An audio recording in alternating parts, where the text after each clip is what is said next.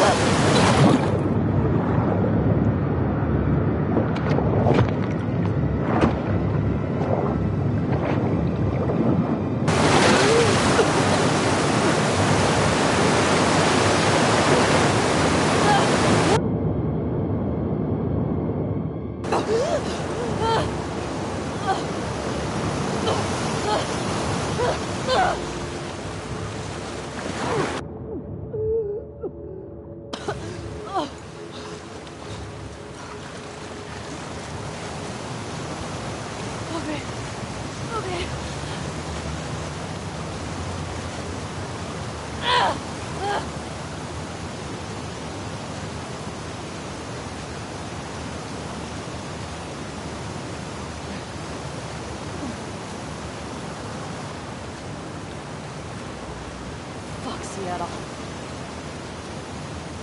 Okay, where the hell am I? Oh, God. Fucking kidding me.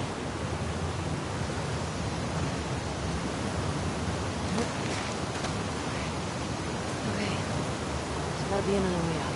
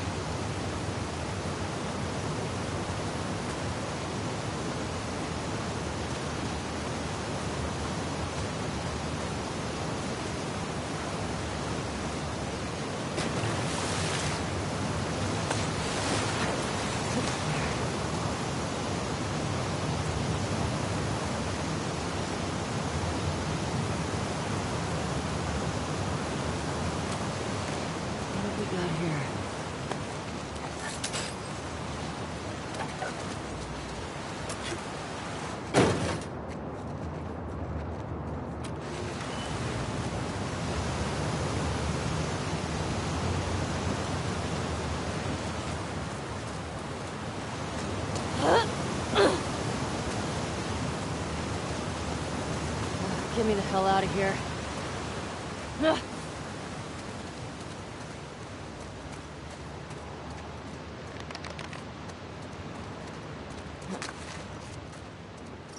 Up and out.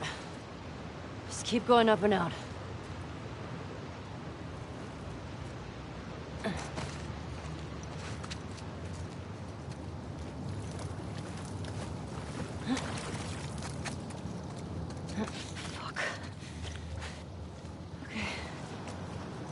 Lose your shit, Ellie.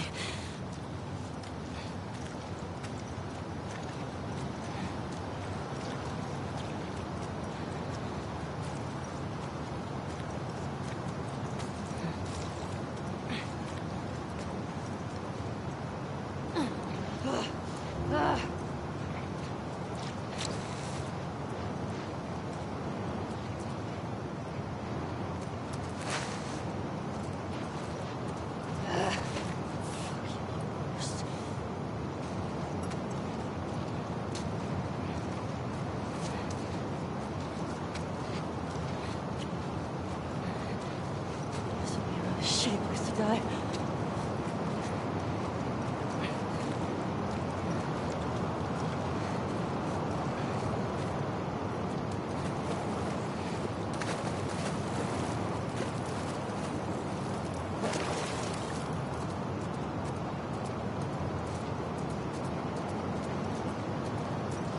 Fucking come on.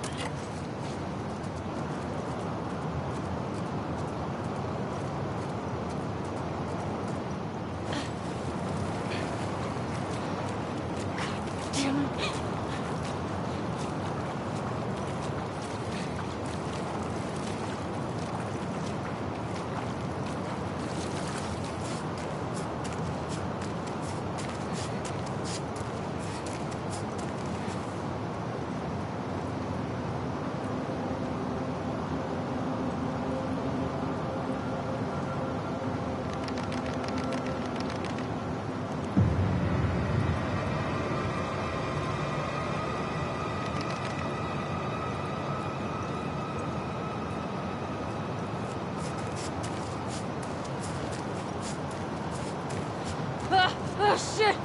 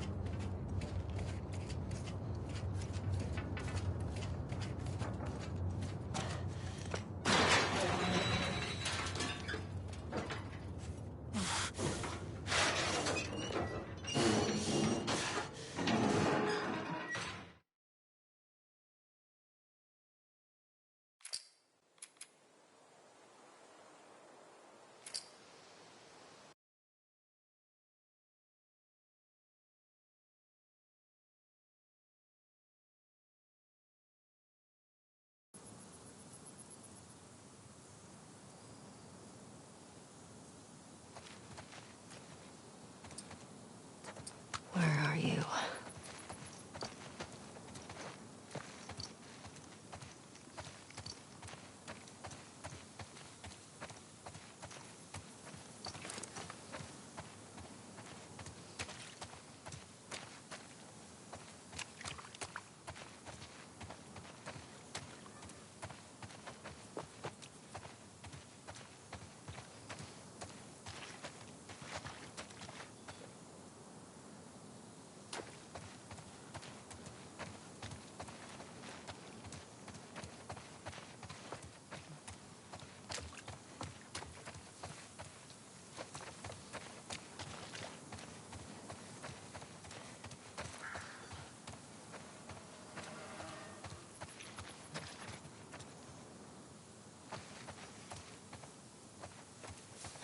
Not this way.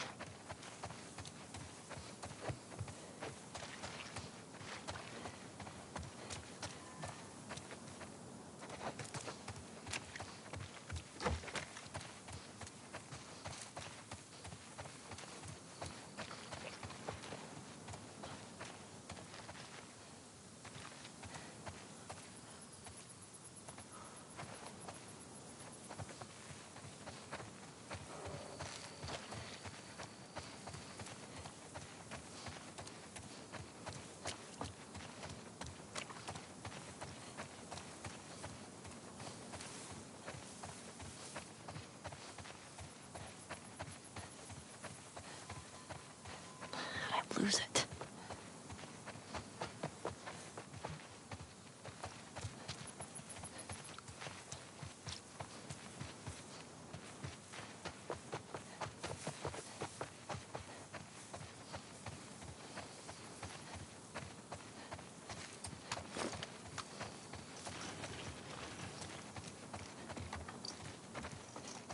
There it is.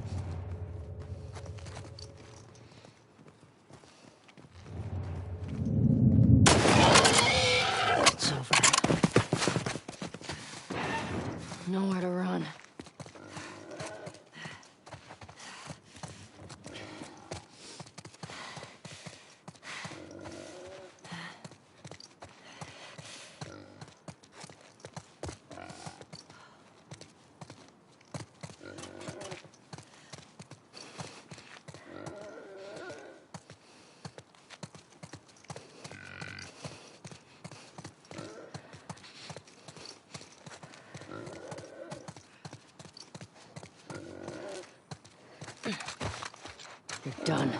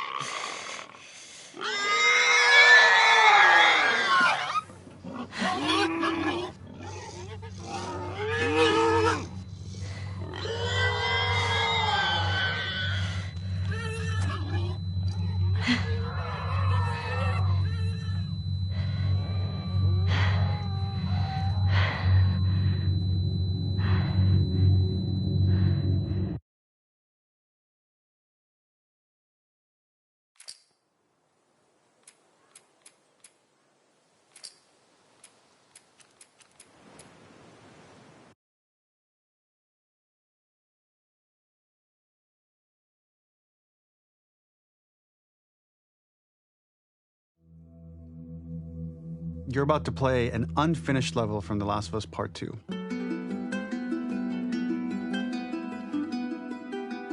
The reason we added this section is there are a few sequences, and we picked the 3 of the best ones, that we cut from the game. You know, often we build a game that's much bigger than what ends up being the final product.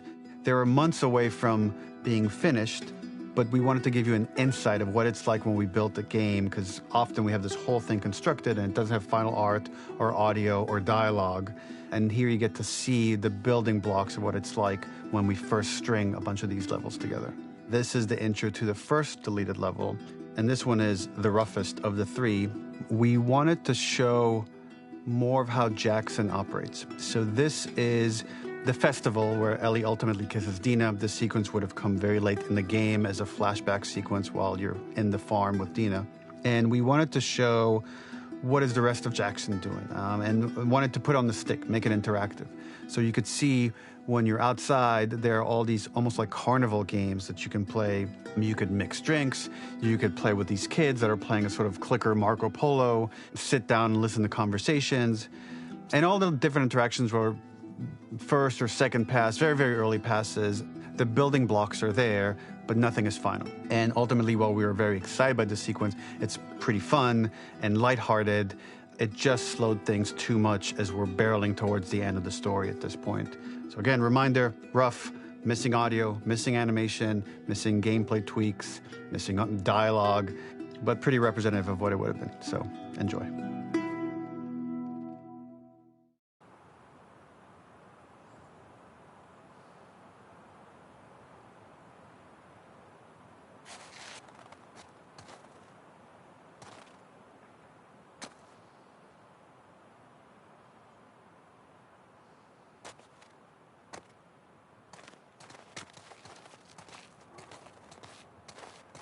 Originally, this level was going to transition us to farm.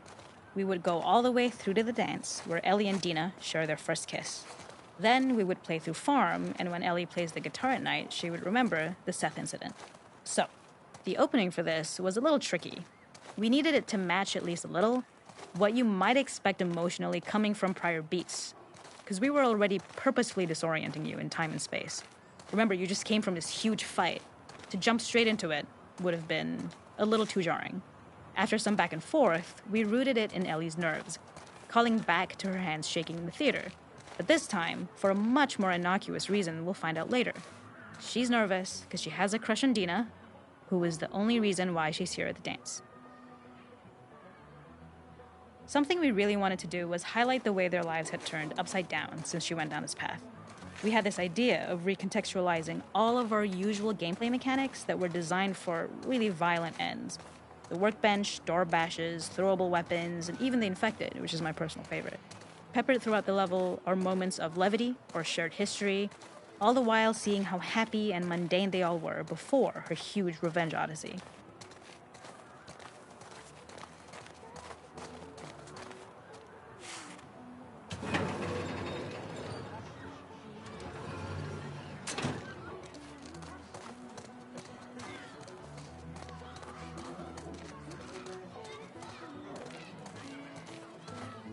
This is one of my favorite sections because I think that it achieves both the slice of life aspect of Jackson while also being a stark reminder of how dark the world that they live in really, really is. To attract attention and curiosity, one of the kids was supposed to make this adorable, messed up little clicker impression, and the others would giggle. We tried a version where if you got close enough, the kid might try and follow you a little before turning back.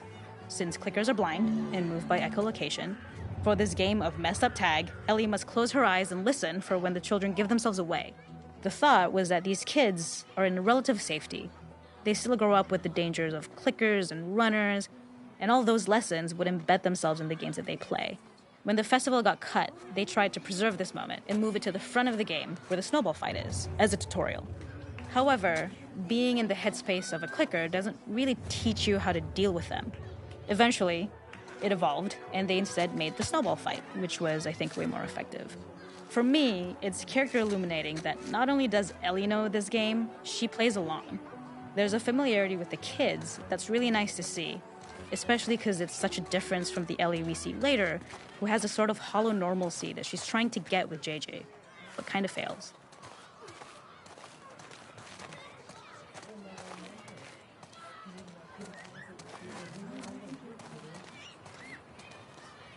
It is not a festival without one of these throwing games.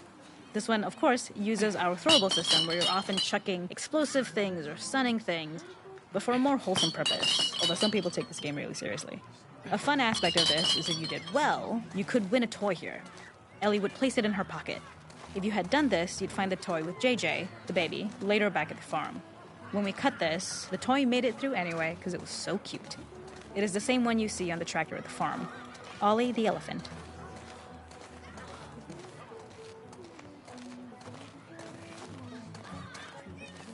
The makeup artist is pretty simple.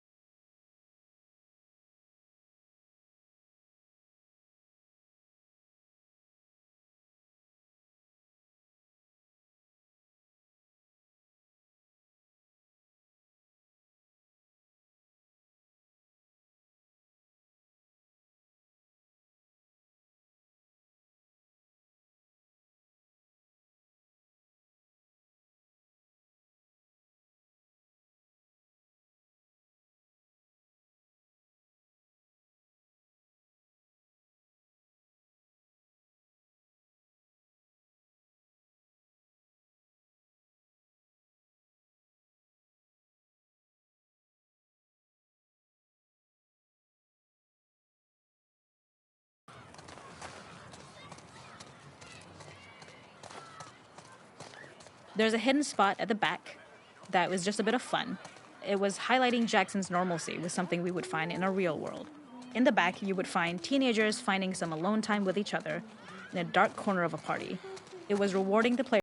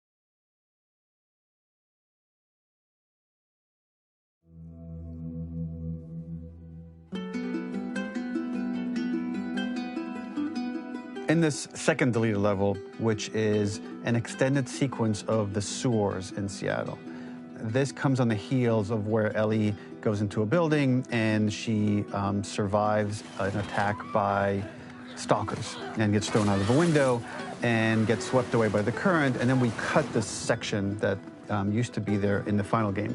Now you will get to play it. So this was a way to get a bit more interesting puzzles, interesting traversal, figure out how Ellie can navigate the sewers with the fighting current. Ultimately, with a lot of these levels and these sequences, the reason why we cut them were for pacing purposes. But here it is for you in this very kind of raw form that part of it will feel finished, parts of it will feel like assets are missing as far as audio, animation won't be final. But it's a glimpse into what a game looks like when it's months away from finishing. Enjoy.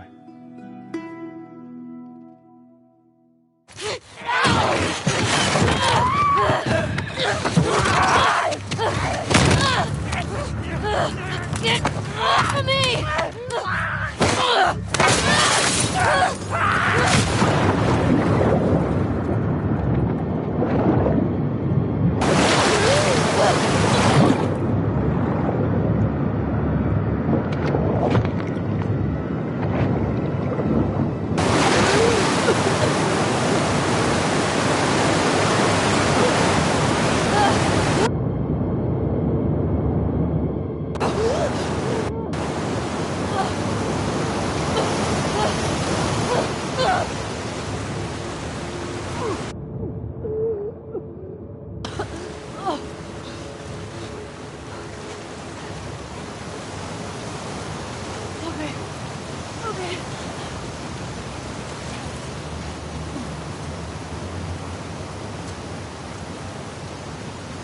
Seattle.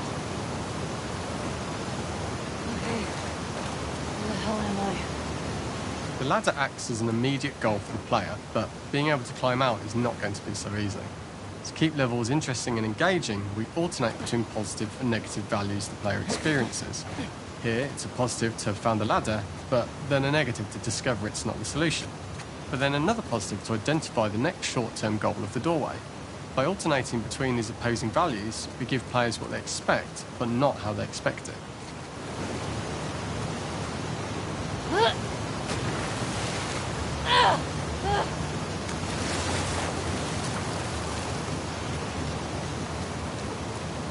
This level, internally known as Find Nora, was quite long in duration as we had to make Ellie traverse a far distance to the opposite side of downtown Seattle. The sewer section was originally longer than what we released the game with, approximately 10 minutes more. This was one of the few areas of the game that used water flow as part of a traversal puzzle. The player has to go upstream to use the current to get to the platforms to reach the other side. We mostly cut this mechanic game-wide, however it remained in essence in the section swimming to the aquarium as Ellie when you were avoiding the waves.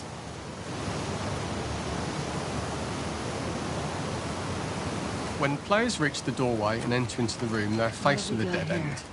The real reason for this dead-end room is that on the reversal when exiting back out of the doorway, players are faced with the route onwards. A pipe that they'd not been able to see when they were swept past it on the way in, and something that was hidden from view when on the side platforms. The intention here being that the only option is to go off the standard path in order to search for a way out.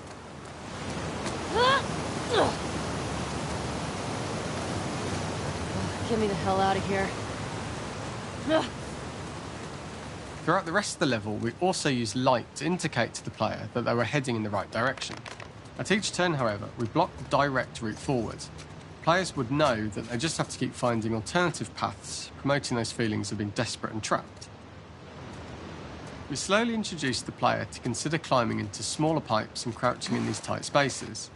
This is to slowly build up to and encourage the player to climb into such a small pipe that they'd have to be crawling on their stomach, which is something that the player previously may not have recognised as a playable space, let alone the desired route they need to take.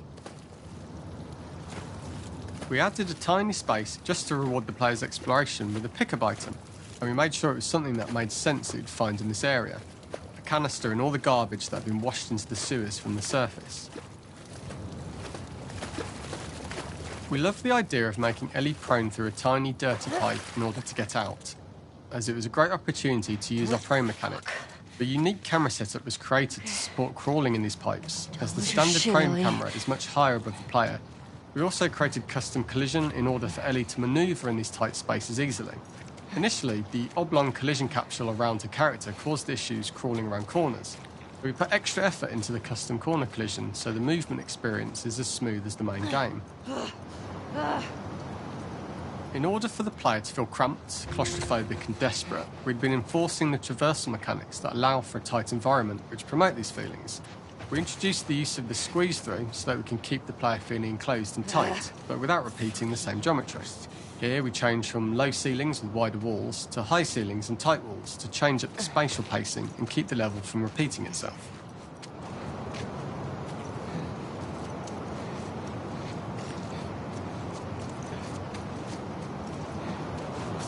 Shitty place to die.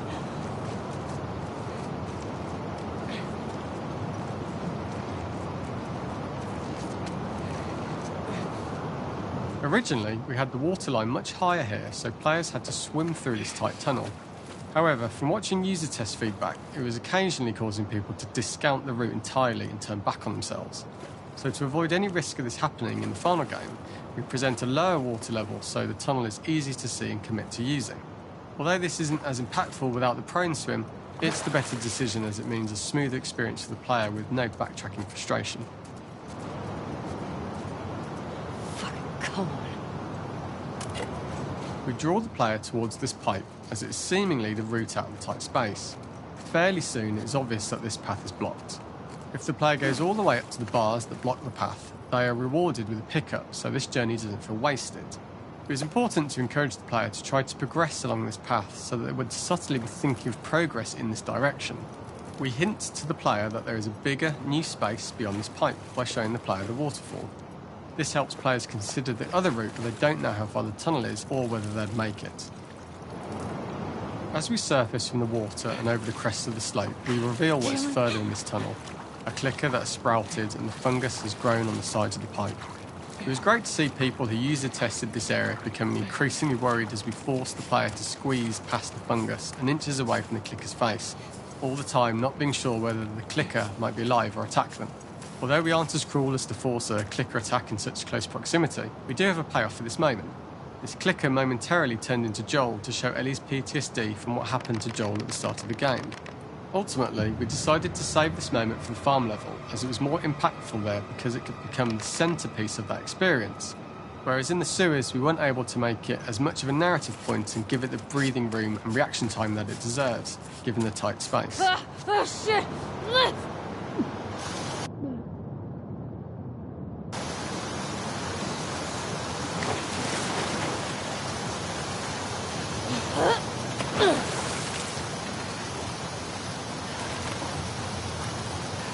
For the final section, we eventually opened you out into a wider area as you traverse through such tight spaces leading up to this. So changing the environmental pacing makes it begin to feel like we're coming to the end of Ellie's ordeal. An earlier iteration used the current that we'd shown at the start for a slightly tougher traversal puzzle to conclude the sewers. The ladder was clearly visible from most of the area, but the player was faced with a fast-flowing torrent of water they can't cross. If the player attempted to jump into the water, they were not able to swim across the ladder due to the water's speed. But instead, they had to traverse the pipe running along the top of the space in order to get across the water.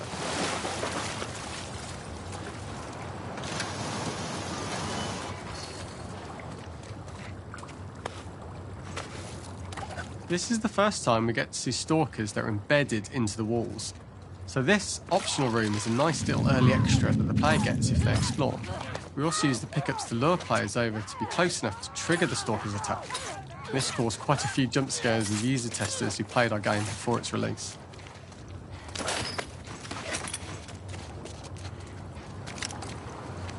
Right.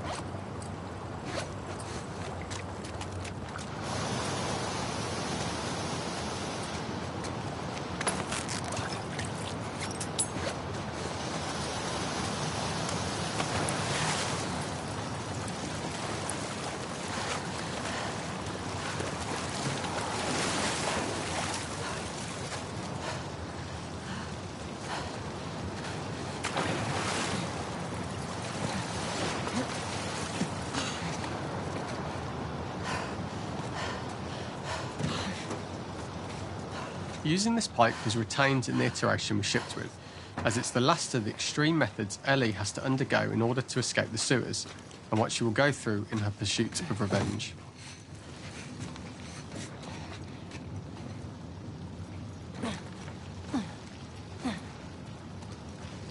The last ladder climb is quite lengthy, and although we could have trimmed it down to a shorter climb, we liked how this last segment of the journey built anticipation for whether there was success at the top or not after all you've been through.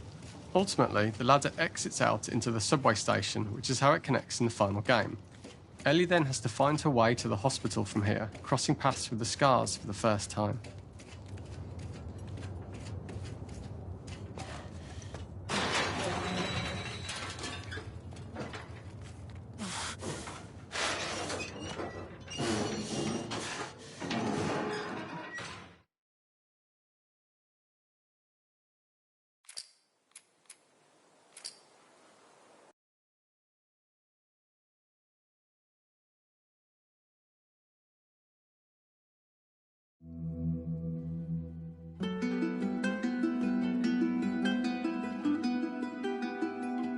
For this third and final deleted level, what we call the boar hunt sequence, this was a sequence pretty late in the game. It was right after the whole Seattle Abby sequence where Abby spares Ellie. And then we wanted to come back into Ellie's story, but keep it a bit mysterious of how much time has passed, where is Ellie now? So we're coming in on Ellie, and she's following a trail of blood. And we wanted to mirror, in a way, the deer hunt sequence from the first game, but this time do it with a boar. And there's something with Ellie that now she can't let go of this violence. She's pursuing it, even against this innocent animal. This was another opportunity to show how the violence that Ellie has experienced, the violence that she witnessed being afflicted onto Joel, is still sticking with her, and she's still experiencing these PTSD moments. This was a sequence that was pretty far along and was cut pretty late in production. Parts of it are still really rough, but the gameplay, the building blocks were all there. I think you'll have fun to see, like, again, a rough, unfinished sequence that you can play. You can see all the way to the end, and including a cinematic that we end up cutting. And the remnants of the sequence ended up being mentioned in Ellie's journal. So this part of the story that we developed still made its way into the game as kind of optional stuff that you could read about, but here you get to experience it. So as a reminder, this is pretty rough, months away from being finished, but you get to see it now.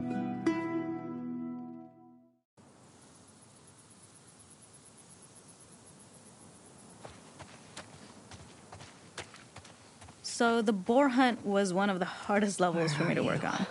It was a huge challenge with the systems that we had, and we kept trying, but it never felt quite right. Originally, the level happened after the Jackson Festival, which also got cut, but before Farm. Once the festival got cut, it became the prologue to Farm.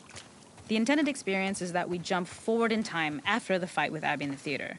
We don't know where Dina is. We likely assume she's dead because she was just bleeding out.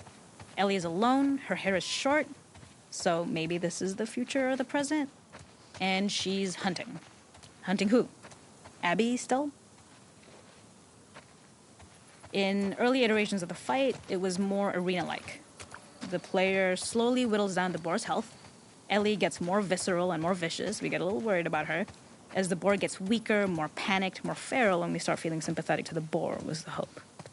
In all of these iterations, especially of these wider areas, it required custom AI and scripting to make sure it continued to feel organic as an animal, but we really needed it to do specific stuff.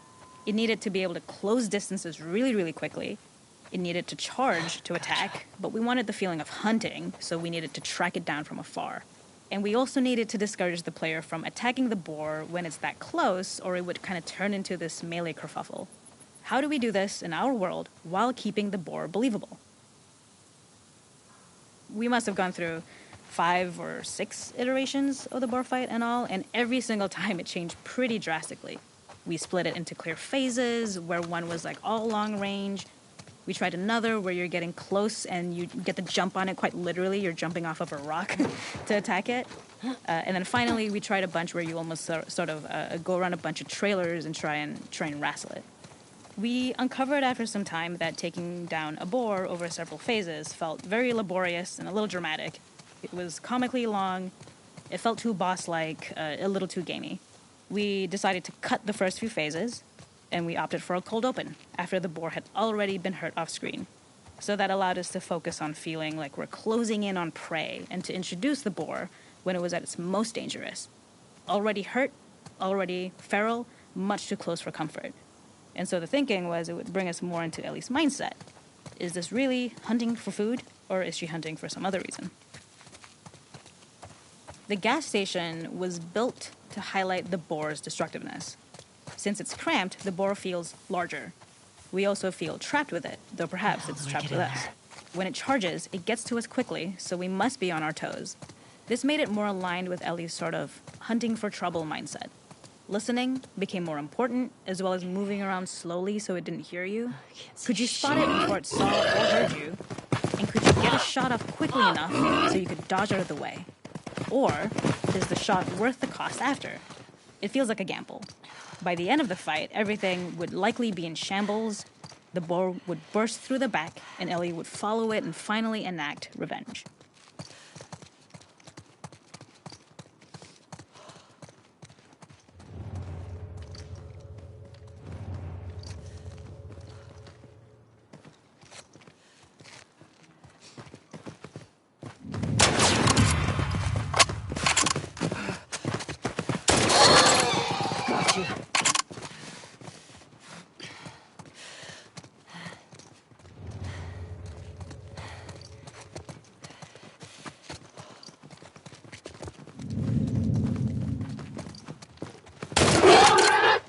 It's over. Nowhere to run.